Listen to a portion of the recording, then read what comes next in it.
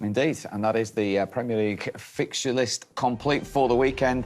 Headlines and stories wherever you look. Of course, right at the top, Arsenal provided one at Villa Park, coming from behind to win 4-2. Draw between Brentford and Palace. Big wins for Fulham, Southampton and Everton. City dropping more points away from home. That's 15 now for the season. Bournemouth with a huge 3 points at Molineux, and Liverpool beating Newcastle for the second time this season. And then today, 2 more goals from Marcus Rashford, another win from Manchester United, 3-0 they've beaten Leicester City, and Spurs beat West Ham by 2-0. So all of that means the Premier League weekend finishes with Arsenal back on top of the tree, 2 points clear of Manchester City with a game in hand. City themselves only 3 ahead of Manchester United after that win at Old Trafford today for Erik ten Hag's side. And Spurs, for the first time in this year, are back in those Champions League places. They're a point ahead of Newcastle, but Newcastle do have a game in hand. So at the bottom, big win for Southampton this weekend. They're 3 points from safety. Leeds beaten by Everton are second bottom, and West Ham remain third bottom after that defeat to Spurs, a point behind Bournemouth and Everton, and 3 off Wolves. And as you can see, they've all now played 23. Guys, like without him, and how have the other coaches done to, what have they done to fill in that gap? Obviously, if he's not here, I think it's really, really sad. But look, I mean, sometimes we forget football is not the important thing. I think the human being, the healthy and the family are the most important things. And I think, we hope the gaffer is coming as soon as possible. And obviously the staff and the coaching staff did an amazing job and gave us really, really good confidence and good work and good tactical. And I think that's what we've done. I think very well, clean sheet and 2-0 and take this good feeling. That's really well said. To go with the goal, you've got one more job, and that is to present player of the match to wing back Ben Davis. My best friend. Thank you, brother. Play both of you. Thank well you. Done. Well done. Cheers. Thank you. Huge smile from Son. Only Harry Kane, incidentally, has now scored more Premier League goals for Spurs than Son. He's gone above Teddy Sheringham today, which is some statistic in itself. I know, joking apart, earlier in your career, you didn't have it, managers leaving you out like Son has today. But later on, when it happened, how difficult is it to accept, maintain that attitude to go and do what Son's going to again today when you get your opportunity?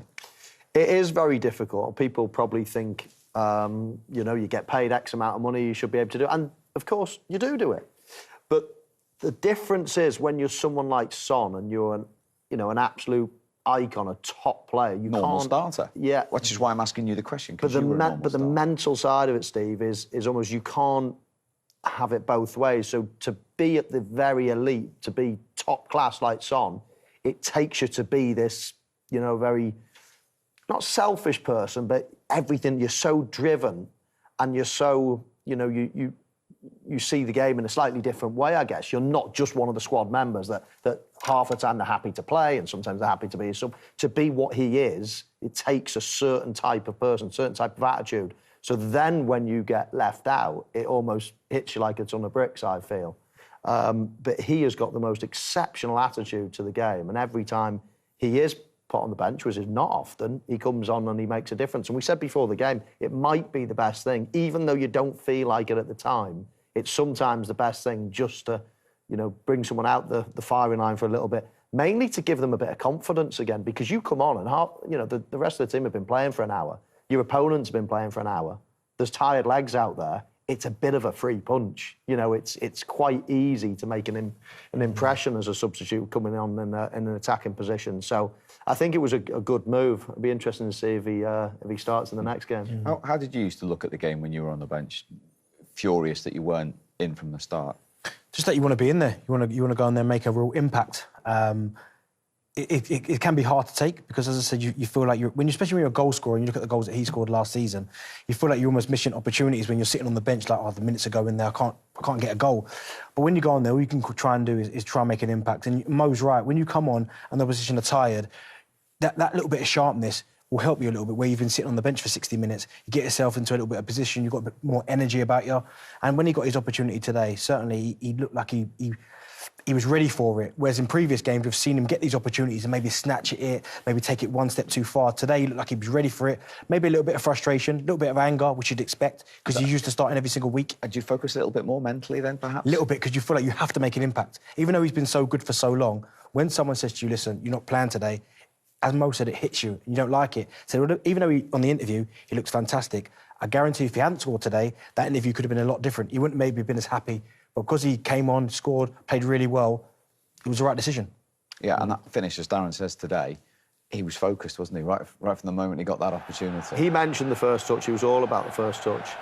It's interesting, because Harry Kane could actually play it. You know, there's two options. You either play it into the space or you wrap it in harder into their feet and let them do the work, let them take the touch. And in this instance, I think it was absolutely the right ball, because you couldn't feed it alongside him. The defender was there, so you had to fizz it into him quite firm.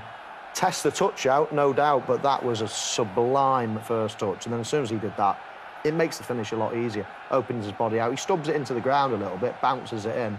But it's all about the first touch for me. Yeah, it's a fantastic goal. Good first touch. But what's interesting as well is because them two have got such a connection, it's the way Son bursts into life when he sees Harry Kane's about to get the ball. Other players might get the ball and he might not amble into position, but his movement not as dynamic. The moment Harry Kane gets on that half turn and is about to play it, Son's already gone because he knows the ball's coming. But not only is it coming, it's coming with real quality. And it is about, can he get that first touch? And once he gets into that position, it's a really, really good finish. It is astonishing to see that. You know, the goals 1 in 20 starts and 4 in 2 substitute appearances. It is. As I say, it's not easy coming off the bench, don't get me wrong, but it is a lot easier.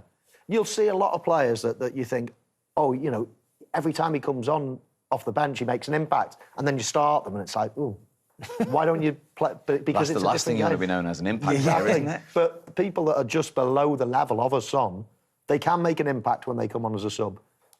Whereas people like Son can start and make a big impact a lot of the time. Whereas we all know he's gone through a little bit of an average patch, let's say, for him.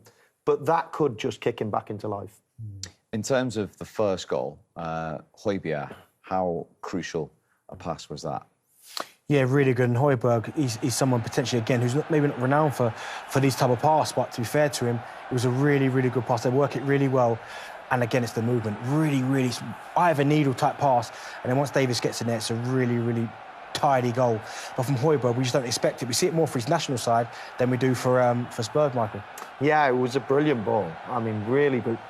When we look at as soon as he plays it, I mean, it's hardly on. It's where would you I mean, he plays it right through that gap. It's almost Kevin De Bruyne-esque, isn't it? The way he has that vision to spot something that's going to materialise in the next second or so. But, you know, from that angle there, as he's about to play it, you know, I'm surprised he sees his teammate, let alone sees an area for him to play it in. It was an absolute brilliant ball and set off what was a really, really good goal. From an unlikely source.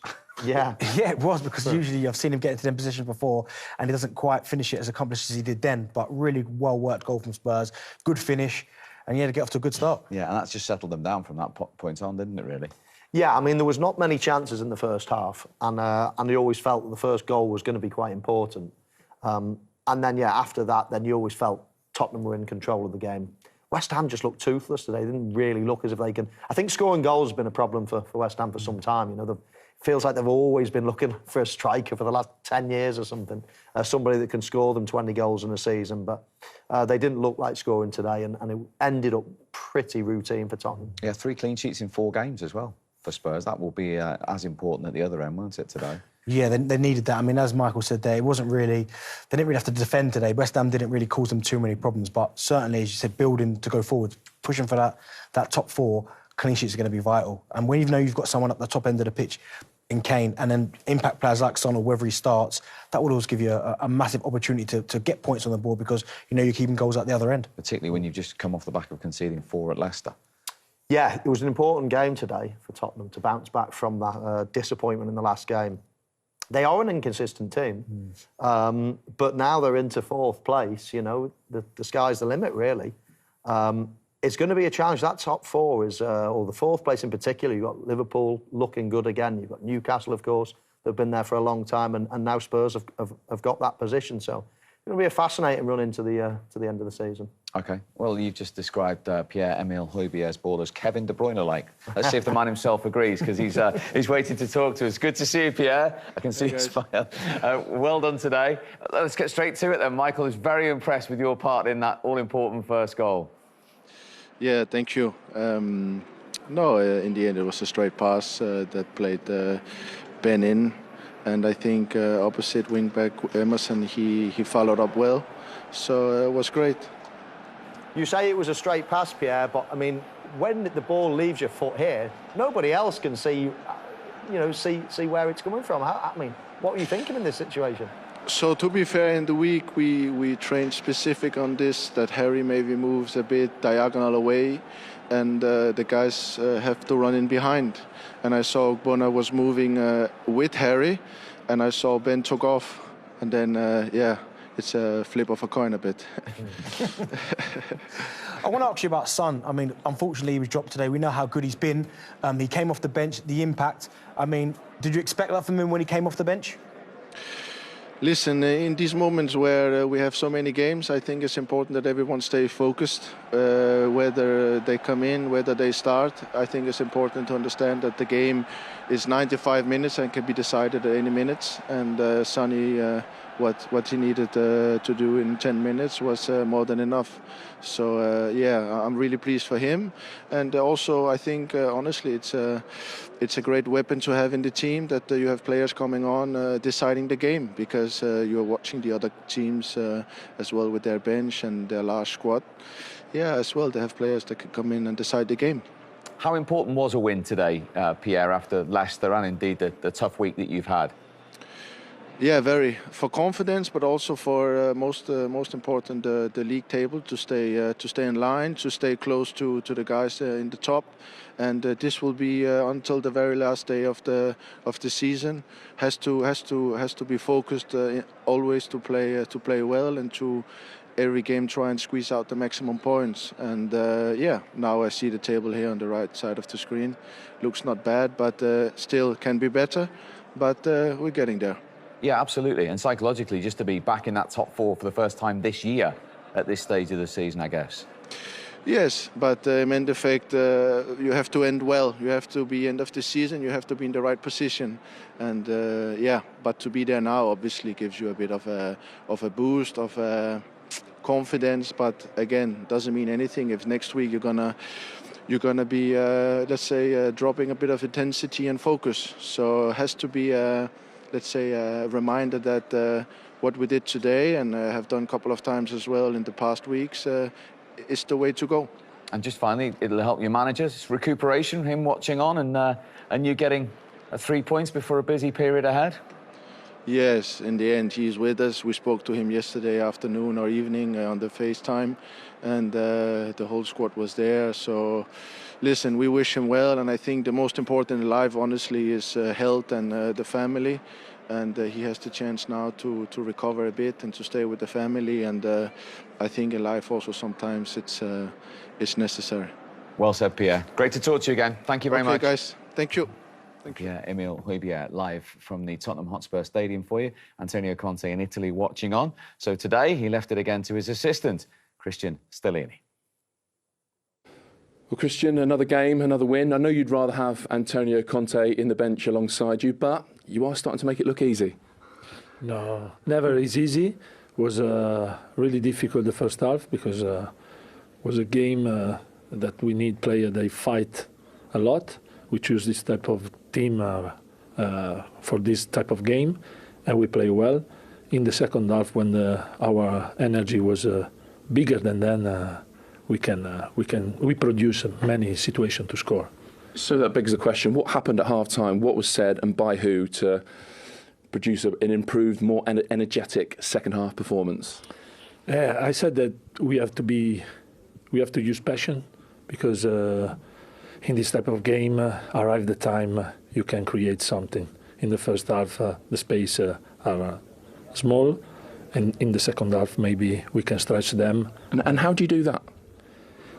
Working in the pocket with the number 10, and sometimes dropping Harry Kane in this space, and Harry, with his quality, you can create many situations. Just one more thing on the first half. Did you think you should have had a penalty, or saw yourself and Ryan make Penalty, and the VAR cancelled the penalty. Now was a clear penalty, and the VAR has to make a decision, and I think they made a wrong decision. And I didn't understand. With the goal you did get, wing back to wing back, both really high up the pitch, can we call that a classic Conte goal, maybe? Yeah, this is a goal we have to find more. An opportunity like this, we have to find more time. It's difficult against a team that play 5 at the back, like West Ham, but we have to do it. We are happy for this win, and we have to say thanks to all the players for their behavior during the time that Antonio is not with us. And also, you said beforehand, Sonny on the bench needs to react in the right way, and he did, didn't he? Yeah, he went on the bench. He stayed on the bench, and he was. The moment was important, and was the moment for Sonny. With the space, Sonny is really an amazing player, and we try to use him in this way, and it was a good idea. Sonny has a goal, and so we are happy for him. He has to stay calm and wait his best performance, and because he has to fit well. At the moment, it's not 100%, so we have to manage him. You said you might be getting a few texts, a few messages from Antonio during the course of the game. What did he make of it? Yeah, he sent some text to the bench, and they transferred to me his idea, and we can talk about the game. Antonio is good, he's fine, and he can be involved in the game, so it's fine. Can you give us any more insight into that? Things he texted you, things he said that you then put out onto the pitch, or instructions you gave to the players? Many times I want to do something, I ask. Sometimes he allow me and Ryan to do it. Sometimes he said wait. Sometimes he asked to us what we feel about player and their stamina. Okay, so you're into the top 4 now. Yeah, we are happy for that, but we have to continue to be consistent in the performance. And genuinely, last question, how are you finding it without Antonio Conte? With a big responsibility, but too many interviews. Too many interviews, but with the responsibility, you have to grow a bit. I'm happy because I have Ryan Mason with me to help me a lot, and all the staff that work hard, and we push ourselves in another level to try to cover the gap. Thank you. Well done. Thank you very much. Superb. So Tottenham into the top 4 then. West Ham are still in the bottom 3. And when we come back, we will talk to the West Ham manager, David Moyes.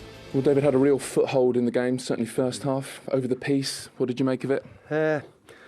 Like some good stuff in the first half. I enjoyed watching us. I thought we'd done some okay stuff. Start the second half, we started poorly. We rolled the ball back to the goalkeeper. We played slowly. Made a couple of mistakes that we got away with, and I think we gave Tottenham encouragement to come on to us a bit more. But look, it's a poor defeat for us. We expected to try and get something from the game, but a couple of defensive lapses in the end were probably the difference. Just tell us about that first half, the way you set up, and how comfortable did you feel in the game?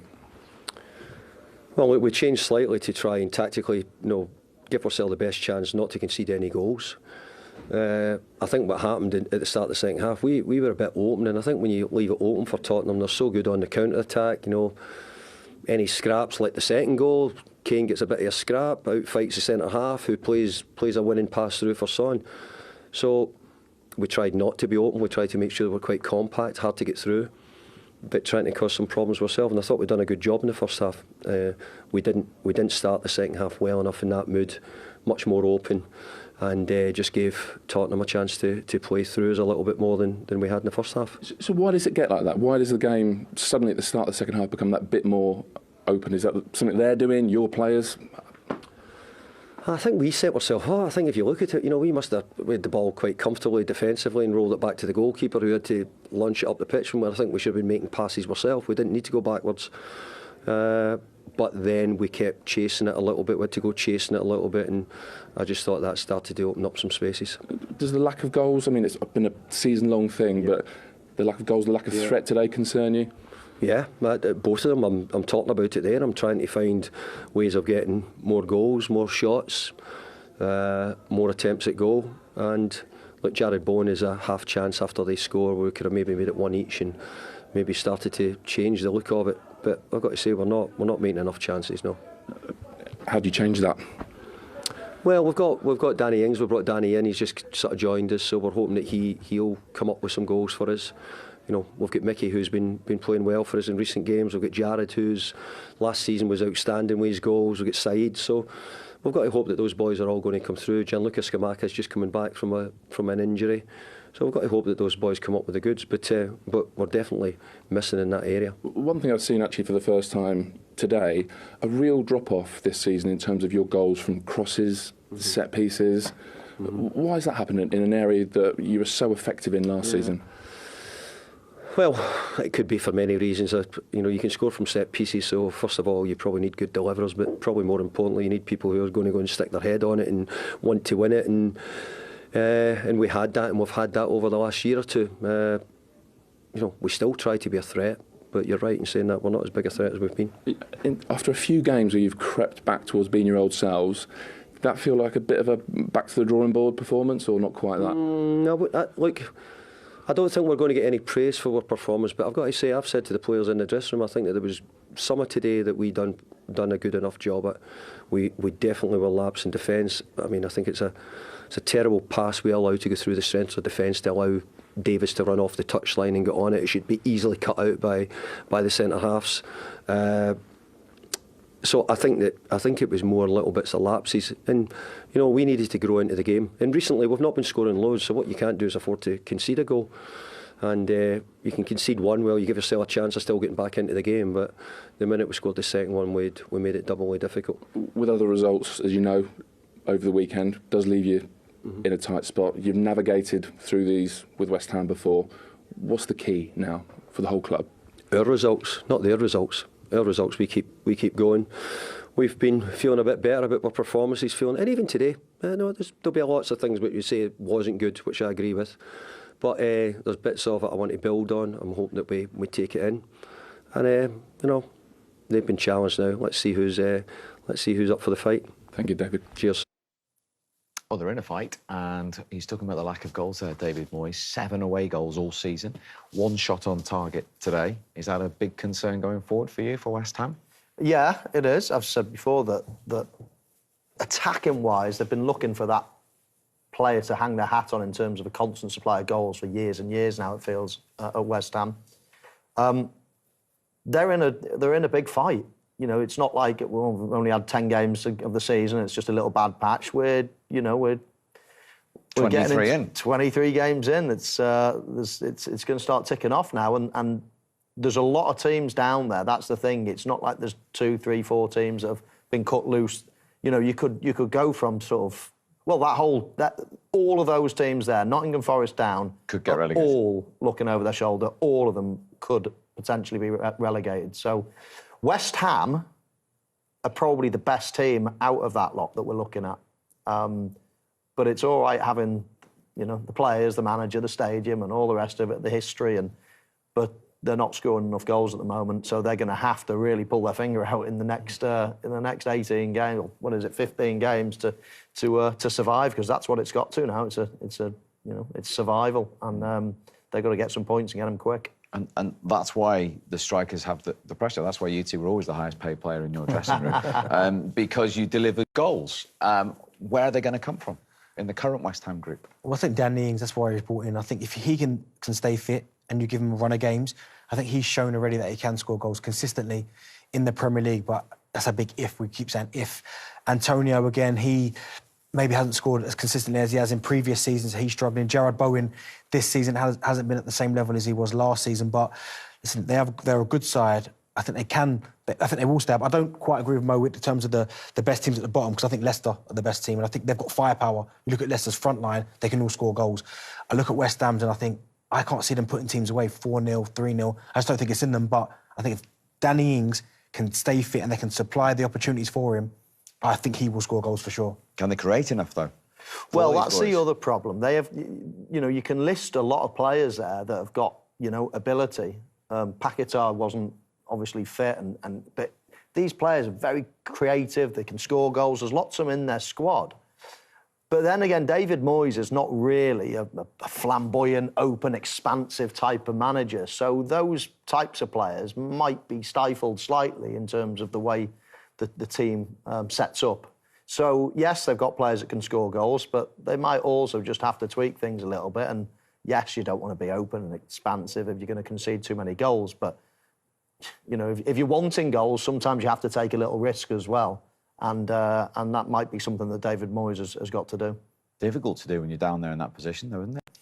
It's more risk. It is difficult, but you've got to find a way of getting goals and getting points on the board. But I think it's going to get to a point where a draw is not enough. They have to start winning games. Their only kind of saving grace potentially is that if you look at the bottom of that Premier League table, is that you might survive just because simply there's 3 worse teams than you, who are not picking up results. So even though you've been bad, there've just been teams that have been worse. But he's got to find a way of getting goals, creating opportunities.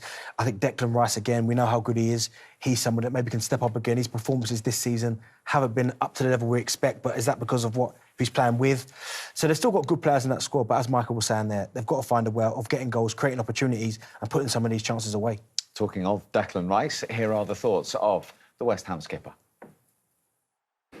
Declan, it's a disappointing result, obviously. What did you make of the performance that lay behind it? I think when you come to Spurs, you know, it's always going to be tough because of the players they've got and the quality they've got. But it's down to us ultimately, you know, to go on the pitch, put on a performance, try and create chances, try and score goals, try and be a threat. And you know, we was in it in the first half, created some really good chances, maybe latched at a few, and then second half come out and 2 mistakes, 2 goals. You know, it's a game we knew of with the results that, you know, come around yesterday, we had to try and get something out of, and we haven't. So now, look, we're gutted in there. You know, everyone's down, everyone knows the position we're in, but it's down to us to stay positive because it's only us who can change things around. Those things you're talking about there, particularly the creating chances, scoring goals, did that feel like a struggle today? And in fact, has it felt like a struggle most of the season? Yeah, definitely. I think that's been a part of our game where last year we were so good. You felt like every game we'd go into, we'd score maybe 1 or 2 goals. Can you put your finger on why that's changed? Look, obviously it's football. You know, sometimes things happen. You know, when you play with sometimes when you play with a 5 at the back and the 3 that we set up today, maybe our strikers felt a little bit isolated when we got the ball up to them today. They didn't really have much around them, not enough support. But like I said, it's down to us really. You know, we're the ones that are taking the shots, you know, trying to create the chances. We need to be clean with our finishing, and you know, we haven't been in recent weeks. And you already mentioned results elsewhere. Does this almost feel like the weekend where it got real? Yeah, you could say that. Obviously, there's 6 or 7 teams obviously in and around us. You know, obviously I see the results, but I'm not really too worried about how other teams are doing because, you know, we're the only ones that can change ourselves where we are. So I'm not too bothered about them. I'm only bothered about us and, you know, doing what we can week in, week out. And obviously now we know we've got a big one next weekend against Forest. Okay. Good luck. Thank you.